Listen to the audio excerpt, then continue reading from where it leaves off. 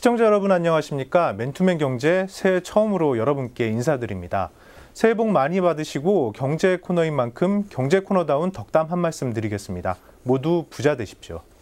네, 여러분 모두 풍족한 한 해 되시고요. 그러기 위해선 올해 달라지는 각종 경제 정책이나 제도는 어떤 것들이 있는지 잘 살펴봐야겠죠. 그래서 맨투맨 경제 정유년 첫 번째 시간에는 올해 달라지는 것들에 대해서 준비했습니다. 분야별로 살펴보겠는데요. 엄 기자, 우선 올해 달라지는 금융제도는 어떤 것들이 있습니까? 네, 소비자분들의 체감 정도가 가장 클 것으로 예상되는 부분은 바로 가계대출 제도의 변화입니다. 1월 1일부터 분양 공고되는 아파트의 잔금 대출에 대해 현 주택담보대출의 여신심사 가이드라인이 동일하게 적용됩니다.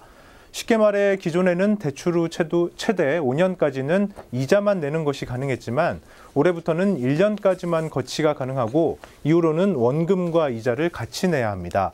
또 서민들의 내 집 마련 보루인 보금자리론 진입 문턱이 높아졌습니다. 연소득 7천만 원이 넘는 가구는 보금자리론을 이용할 수 없게 됐고 주택가격 조건도 기존 9억 원에서 6억 원 이하로 강화됐습니다. 네, 다음은 부동산과 관련된 달라지는 부분입니다. 우선 분양계약 실거래 신고제가 시행된다는 소식입니다. 이에 따라 각 가구별로 최초 분양계약부터 분양권과 주택 거래 내역을 파악할 수 있도록 실거래가 시스템이 구축됐습니다. 분양 시장을 그동안 교란시켜온 미분양 통계가 투명해질 전망입니다. 또 올해 말이면 재건축 초과이익 환수 유예가 끝나게 됩니다. 이에 따라 초과이익 환수를 피하기 위해 재건축이 빠르게 속도를 낼 전망입니다. 지난해 여러 차례 발생한 지진을 보면 우리나라도 더 이상 지진의 안전지대가 아닌 것 같습니다. 올해 하반기부터는 2층 이상의 신규 주택에 대해서는 내진 설계가 의무화됩니다. 엄 기자, 군인 시절 마지막 받았던 병장 월급 얼마인지 기억하십니까? 네, 워낙 오래돼서 정확하게 기억이 나지는 않는데요. 10,000원이 겨우 넘었던 것으로 기억합니다.